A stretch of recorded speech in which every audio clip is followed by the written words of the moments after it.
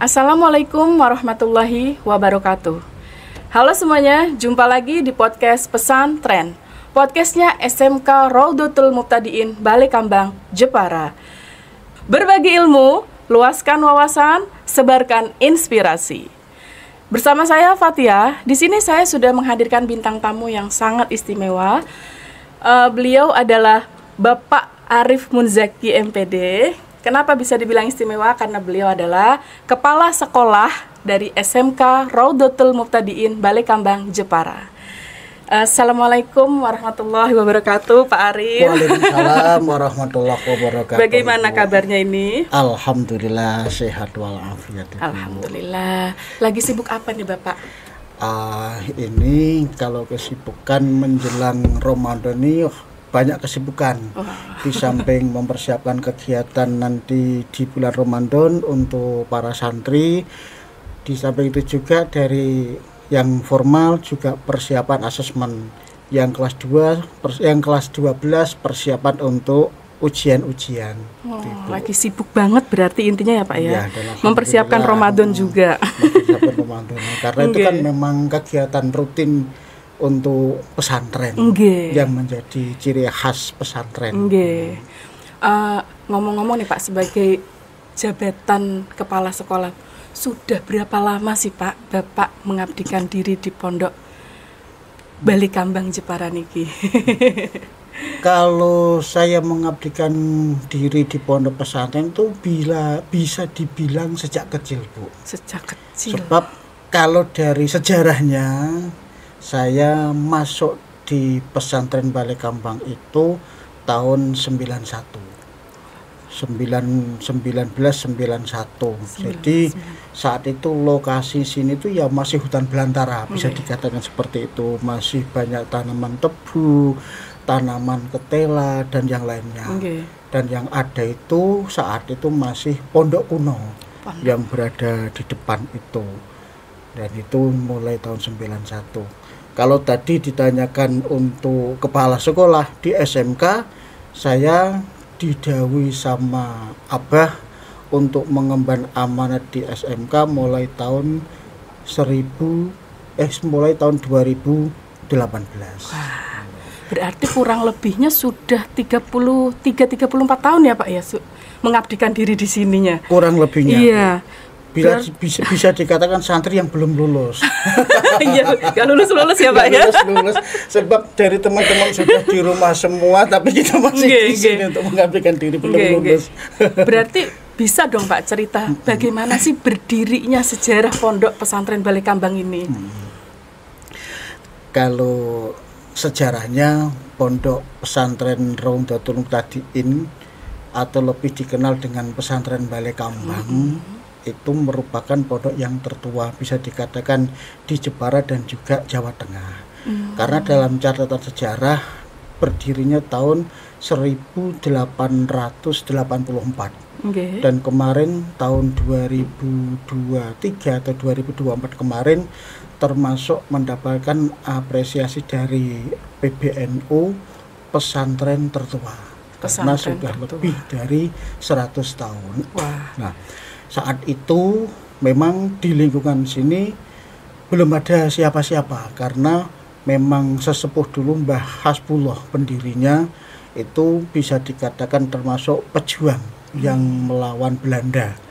Dan juga dalam cerita di Balekambang sendiri itu termasuk markas perjuang. Markas perjuangnya ya Pak. Itu pada periode yang pertama. Setelah itu Mbah Hasbullah digantikan oleh putra beliau yang bernama Kiai Abdullah Handik yang meninggal pada tahun 1984. Itu. Nah, pendidikan saat itu memang pendidikan masih bersifat pondok salafiyah yang khusus mengaji kitab-kitab klasik.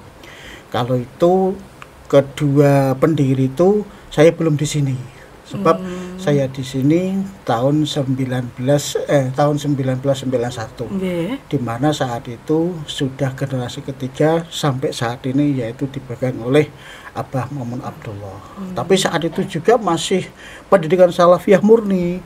Waktu itu masih masak-masak sendiri, Kalau mau mandi juga masih di sungai, masih sangat tradisional. Masih sangat tradisional ya. Masih ada sungai juga ya Pak? Iya, sungai di sebelah sini keseharian gitu. Masih. Jadi kalau mandi itu, tapi ya uniknya itu kalau pas musim kemarau kita nanam kangkung, jadi nanti bisa dibuat untuk masak. Iya, digunakan untuk santrinya sendiri. Digunakan sendiri itu pada sangat, saat itu. Sangat menarik sekali kehidupan zaman dulu Mas santri.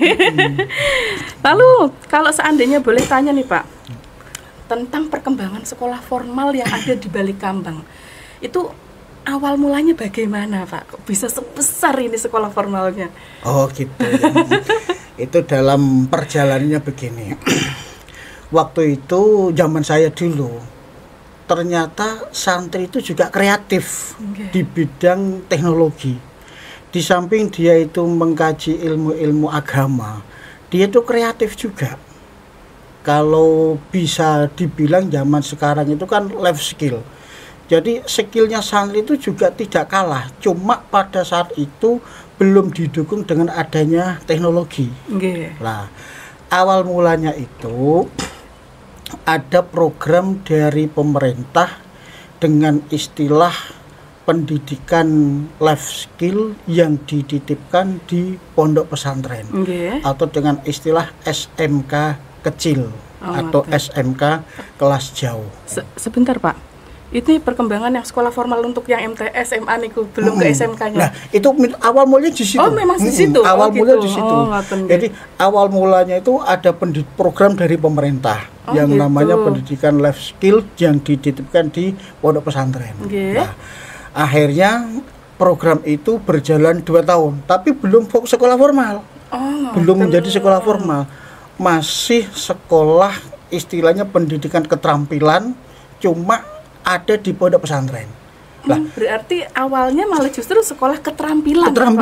Iya, keterampilan dulu. Iya. Karena kan tidak mungkin, ada pandangan tidak mungkin untuk santri itu ketika nanti sudah keluar atau sudah boyong di masyarakat tidak mungkin menjadi kiai semua. Tidak mungkin menjadi mudin semua, kan tidak mungkin. Lah, maka perlu dibekali dengan keterampilan-keterampilan untuk menunjang ketika nanti dia sudah bermasyarakat di rumah. Nah, saat itu kebetulan muncul adanya program pemerintah seperti itu. Kurang lebih 2 tahun berjalan, terus akhirnya dari pengasuh mempunyai inisiatif. Karena tuntutan zaman saat itu mulai adanya perkembangan birokrasi, di mana untuk ada calonan mudin, calonan perangkat dan lain itu membutuhkan ijazah formal.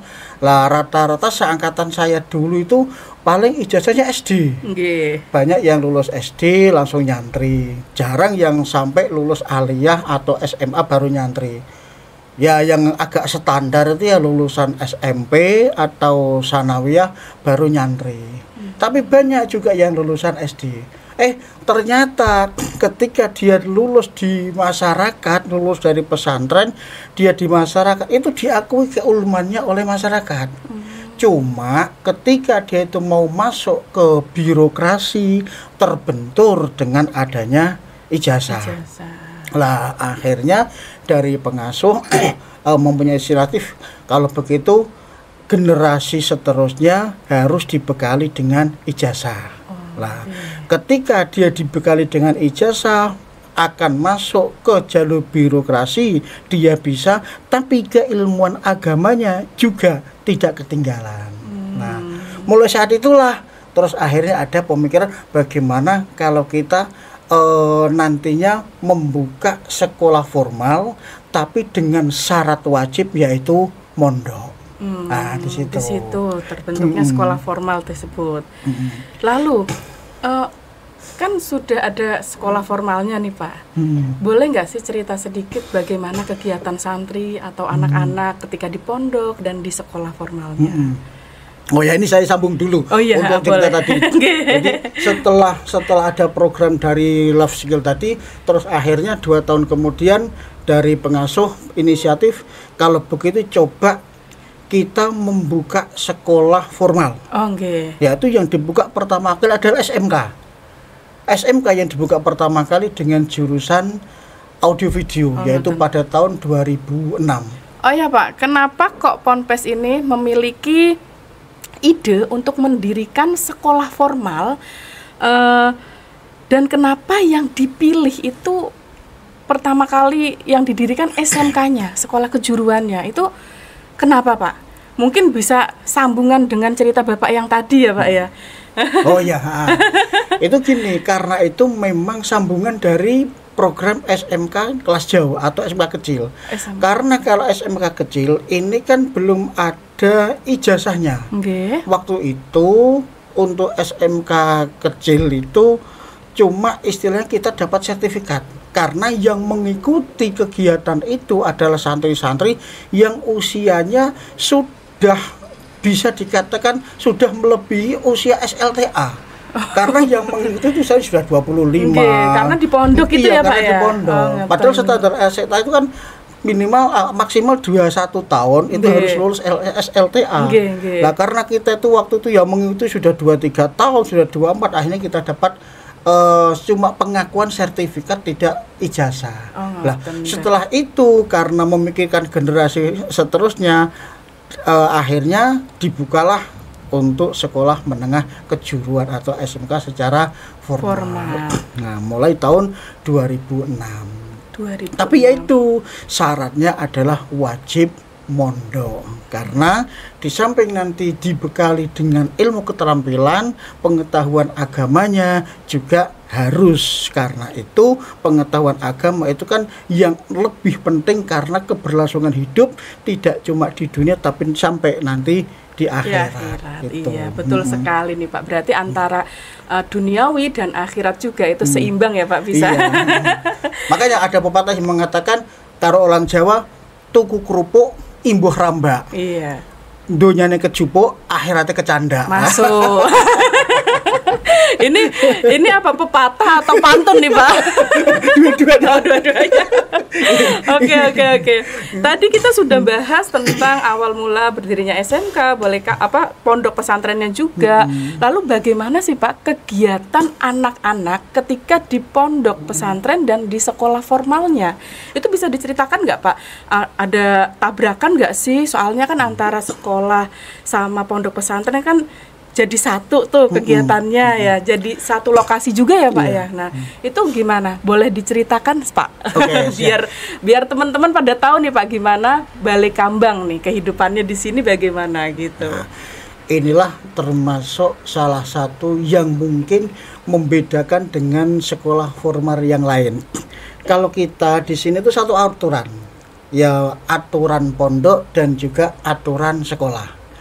Di samping aturannya dari satu, kegiatannya pun harus ada sinkronisasi. Jadi kalau kita lihat dari kegiatan santri atau siswa, mulai dari bangun pagi, habis sholat subuh, itu sudah ada pengajian balahan, pengajian bandungan di asrama masing-masing kepada pengapu masing-masing. Berarti pengajian kitab ya Pak? Pengajian kitab, gitu. Ya. Kitab kuning ya? Kitab kuning, istilahnya pendalaman kajian agamanya di situ. Itu mulai bangun pagi. Setelah itu pengajian kira-kira sampai jam 6. Sekondisional, tinggal waktu subuhnya kan terkadang maju mundur kondisional. Nah, setelah itu persiapan sekolah formal. Persiapan sekolah formal bagi yang piket mengerjakan tugasnya. Untuk yang tidak piket sudah bisa berbisnis untuk persiapan. Nah, di sini ini juga ada pelajaran kemasyarakatan.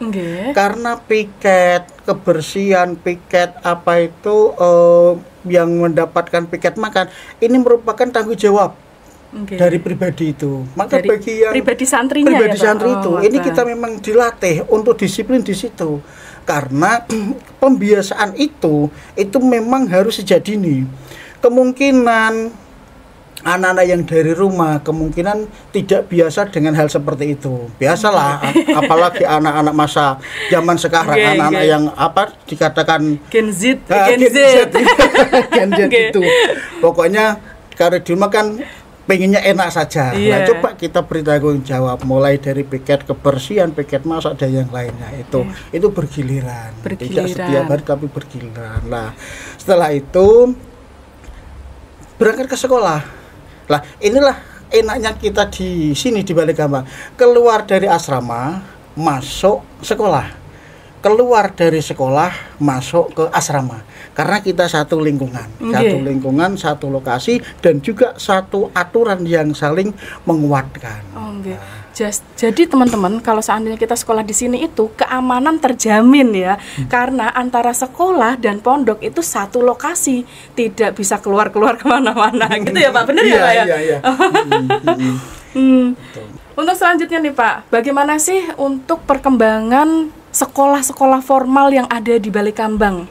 Bisa nggak Pak kasih informasinya nih sekalian ya Pak ya, walaupun jenengan sebagai kepala sekolah SMK-nya ya sekalian lah cerita semua tentang yang ada di SMK yang ada di Balikambang ini. Ya, terima kasih lah. Ini karena permintaan dari wali santri, perkembangan zaman, maka dari pengasuh tidak cuma membuka SMK, tapi juga membuka di bawahnya. Ada lagi yaitu Madrasah Sanawiyah. Ada lagi Madrasah Ibtidaiyah. Itu. Jadi kalau kita urutkan dari bawah, mulai dari Madrasah Ibtidaiyah, Madrasah Sanawiyah, ada juga Madrasah Aliyah. Ini yang setingkat dengan SLTA. Ada Madrasah Aliyah, ada juga SMK. Kalau Madrasah Aliyah ini lebih banyak mempelajari tentang keagamaan. Tapi kalau SMK ini kita lebih banyak kepada skillnya. Karena memang kita persiapkan untuk skillnya. Gitu. Nah, alhamdulillah kita juga dipercaya dari pemerintah. Kita juga ada jenjang selanjutnya, baik jenjang dari SMK atau jenjang dari MA. Kalau jenjang dari MA ini di pondok pesantren juga diberi kepercayaan dari Kementerian Agama dengan membuka Ma'had Ali. Ma'had Ali itu adalah perguruan tinggi di bawah Kementerian Agama yang ijazahnya juga diakui. Ini juga S1. Oh, berarti yang Ma'had Ali itu nanti lulusannya diakui sebagai S1, Pak? Iya, memang setara dengan S1. Oh, gitu. Cuma di sini kajiannya spesifik pada ilmu hadis wa ulumihi. Khusus ilmu hadis wa ulumihi, ya. Itu untuk Ma'had Ali. Karena memang dari program pemerintah itu untuk Ma'had Ali itu memang satu jurusan. Tidak boleh membuka beberapa prodi. Nggih. Beda lagi dengan yang satunya. Kalau jenjang selanjutnya dari SMK ini adalah politeknik. Ada lagi politeknik teman-teman. Nah, alhamdulillah politeknik ini jurusannya juga yang nyambung dengan SMK. Karena kalau SMK tadi baru saya ceritakan satu jurusan yaitu TAV, padahal di SMK itu ada 6 jurusan. Ada audio video, ada otomotif, ada animasi, ada TKJ, ada busana, dan ada boga. Nah, kelanjutannya yang di politeknik ini juga ada RPL, rekayasa perangkat lunak. Yang ini yang sekarang ini kan baru tren-trennya itu kan perangkat lunak itu untuk mengembangkan aplikasi-aplikasi itu. Iya, betul, karena kita sekarang lagi berbagai macam teknologi ya Pak, sekarang harus menyeimbangkan lah gitu ya. Gitu. Jadi untuk santri ini dari SMK yang mau melanjutkan skillnya atau melanjutkan kompetensi yang sudah dimiliki dengan sarjana terapannya bisa masuk ke politeknik.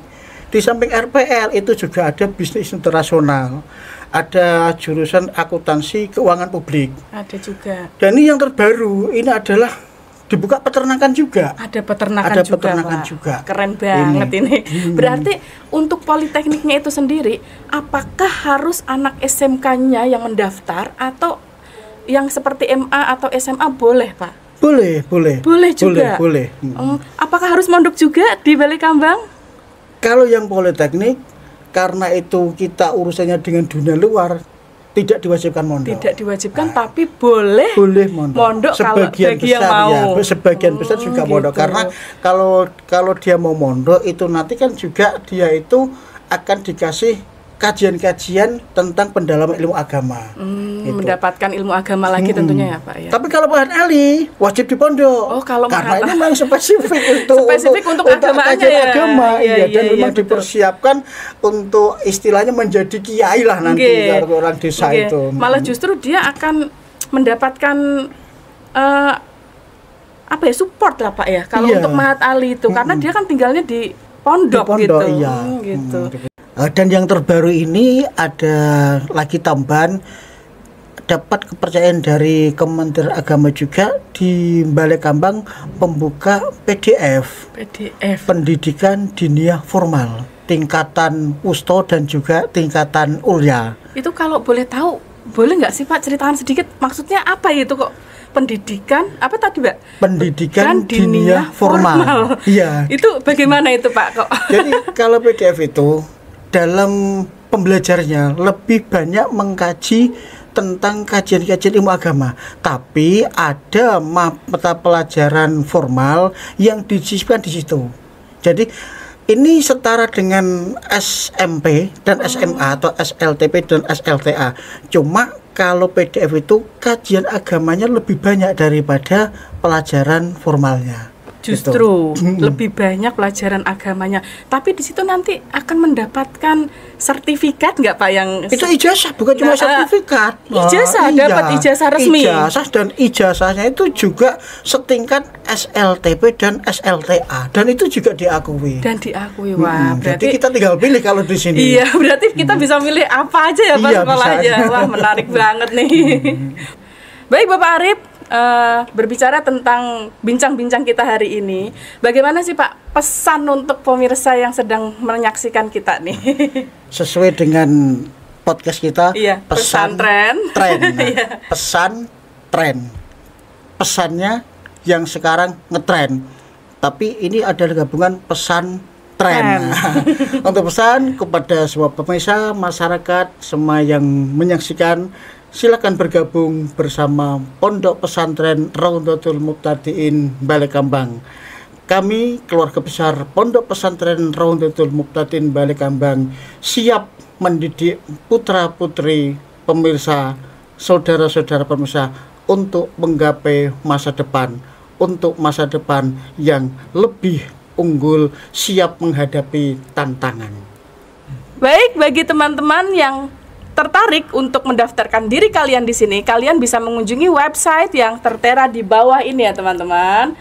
Terima kasih Bapak Arif atas kunjungannya. Sama-sama Ibu. Sudah mau mampir di pesantren.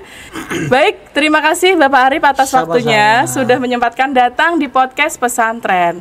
Untuk semuanya, jangan lupa saksikan terus podcast pesantren, karena kedepannya kita akan menyajikan topik-topik yang menarik dan bintang tamu menarik lainnya.